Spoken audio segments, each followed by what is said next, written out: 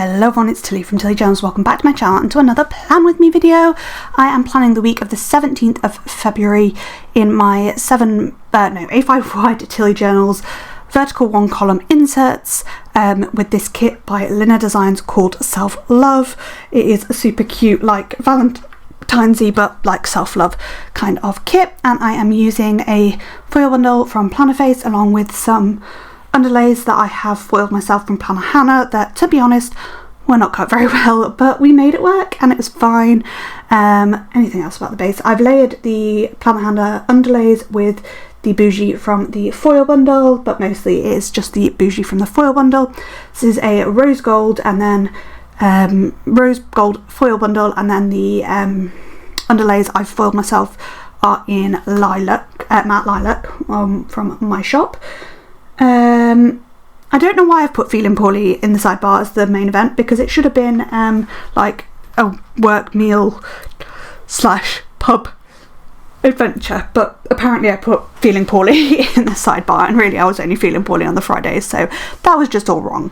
I got really confused when I was putting down the bougie for this kit, because I was like, why don't I have enough underlays? But it's because I'd already put one with the other underlay from Planner Hannah and I hadn't noticed, so, but I made it work in the end.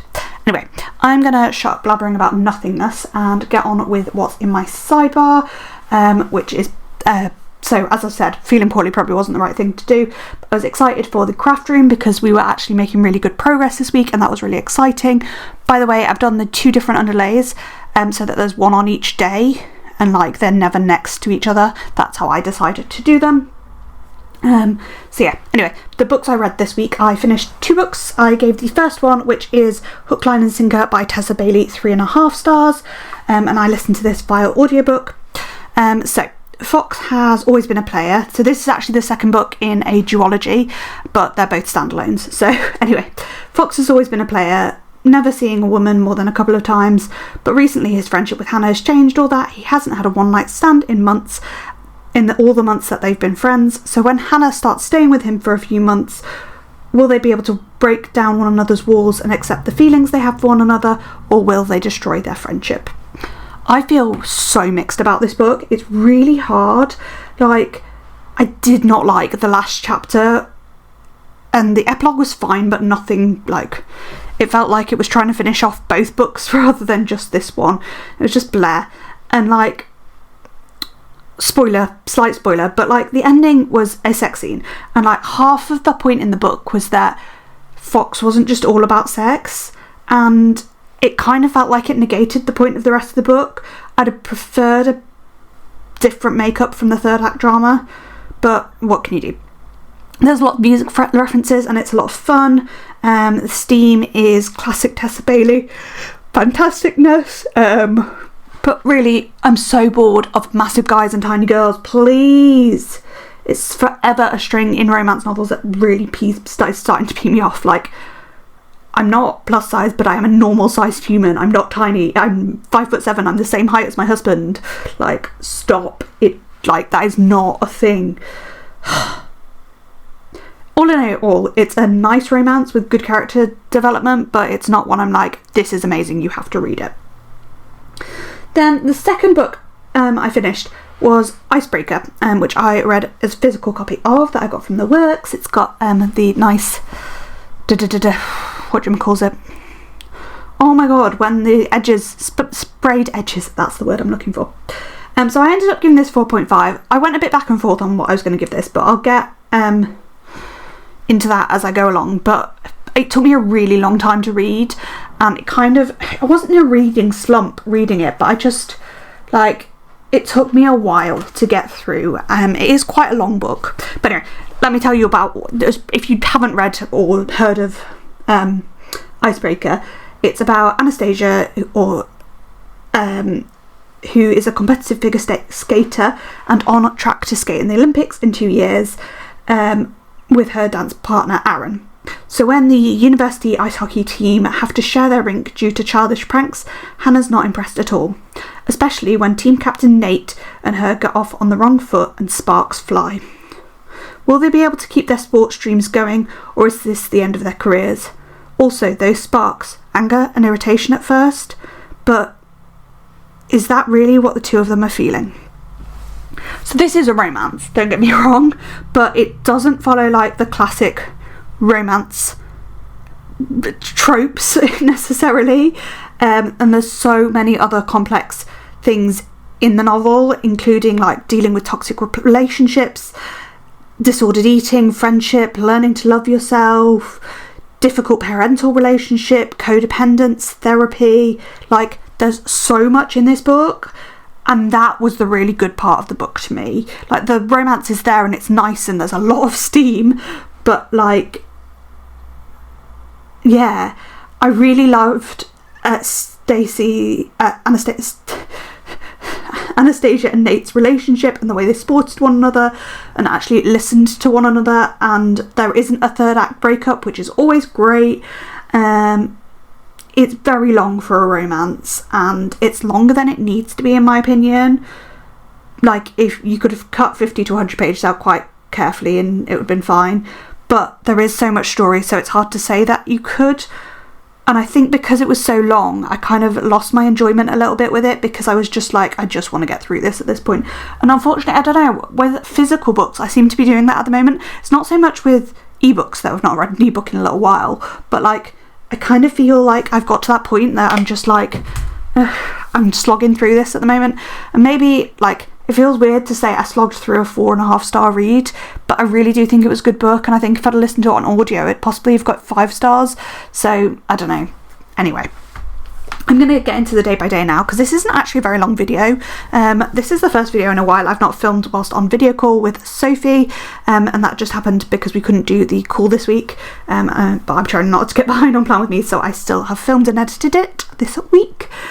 So yeah, I'm going to get into the day by day. And yeah, sorry, and what I was going to say is, for some reason I finished a little bit quicker. I don't know whether that was because the video, because we weren't chatting as well, or what, or just that it was quite a quiet week with only one day extender. But yeah, anyway, so on Monday, the first thing I marked in is odd jobs. What that generally means is I've done lots of little bits and pieces, but nothing like really specific, and none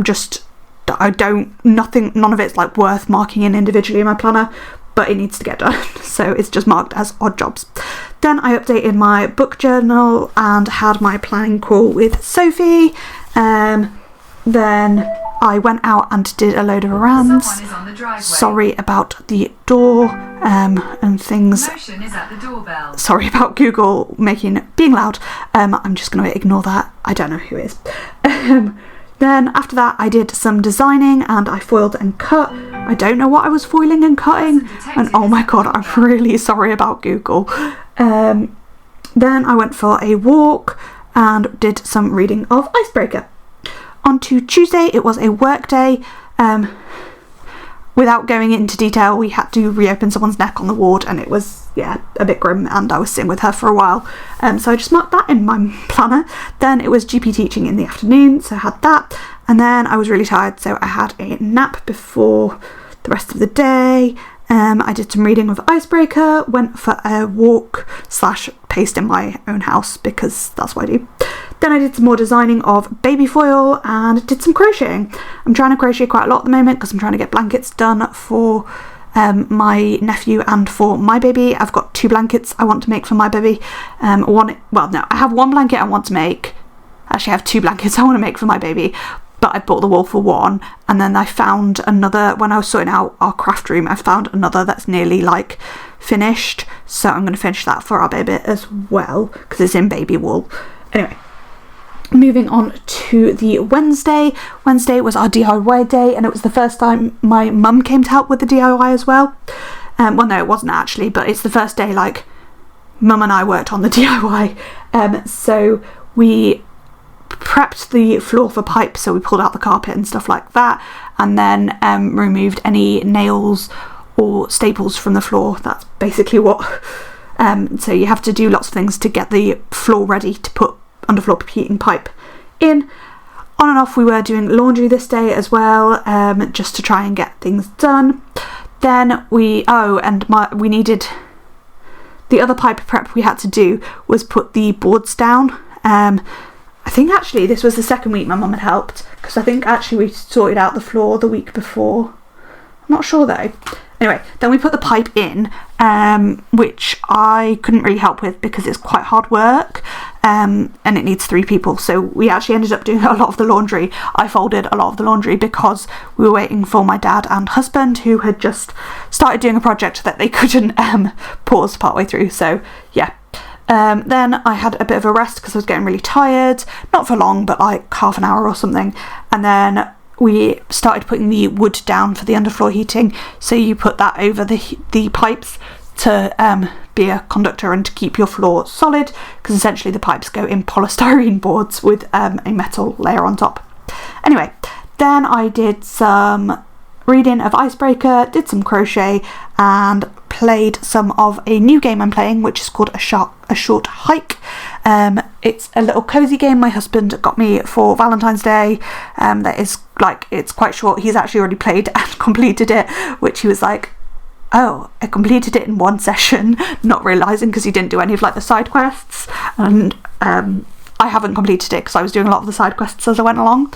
But yeah, there's that. Then on to the Thursday, I was at work and then I read some of Icebreaker, washed my hair, which I've only marked in because I had nothing to mark this today, cooked dinner, and I was absolutely exhausted, so all I did for my evening was crochet. So yeah, that's why I've marked in washing my hair and cooking. And I was tired. I don't always mark that sort of stuff in. It just depends how much I've got to mark. But even with all that, it was only 6 things this day. So yeah. On to Friday, I was at work again, and then I did some reading of Icebreaker and put on my weekend nails. Then I met some work friends, and Socia came and joined us as well at Brew York, which is actually, there's like 3 shops, one in Leeds, one in York, one in Pocklington, and my brother manages the Pocklington one. So we went to the York one with work pals, and there was lots of us, and it was just chatting, and because some of us had rotated on, so it was like both old and new rotation. It was really nice. It was like a goodbye to those of us who were leaving. Lots of them had already left at the beginning of February, but I was obviously leaving a couple of weeks after this. But yeah, so lots and lots of chatting and just niceness. We had yuzu for dinner, which is like a Japanese chain, and my blood sugar was borderline high at the end of it, despite me like trying to be as good as I could. It was quite funny. And then I've just marked that we were really tired because we stayed out quite late for us. We are very much 10 p.m. bedtime people at the moment, which I know is going to be weird with a baby and probably not work, but we'll see what happens. Anyway, on to Saturday. I marked in doing my morning routine because basically I got up, did my morning routine, and then went back to bed for ages.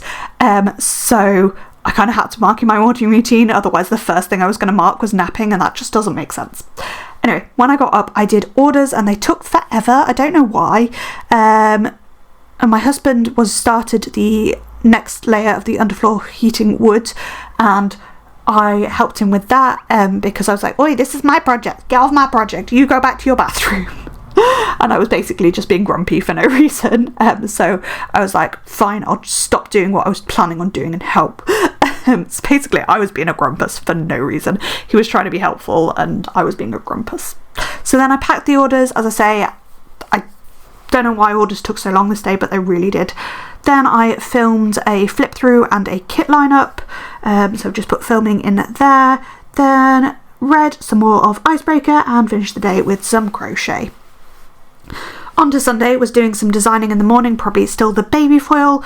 I was feeling not very well with an upper respiratory tract infection, and then I had a high blood sugar, probably because I had the poorliness. But to be honest, my post-breakfast blood sugars have been quite hard to handle recently. I've basically stopped being able to have any carb in the morning, which is upsetting. Then I filmed my bullet journal video and another flip through. Then me and my husband had a shower together, so I've just marked that in. Then I did some reading of How to Grow a Baby. I must have finished Icebreaker the day before. Did some crocheting, and then we had a date night where we basically had instant noodles and cuddles and played quite a lot of Kiwi, which is a fantastic 2-player game. I really recommend it. You're basically managing a little post office and it's so cute, so much fun, and you're playing as little Kiwis. Yeah, it's spelt key as in lock and key, and then we as in two people, we. So yeah, and that is the finished spread in perfect time because I am impressed with that.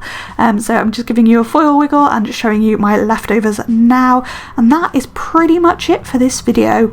I apologise again for Google and the yawns interrupting. Thank you for watching. Comment, like down below. Let me know what you think of this spread. Leave a, I don't know, oh, I can't think of any emojis. Leave a smiley in the comments if you enjoyed this video. Thank you for watching. Bye!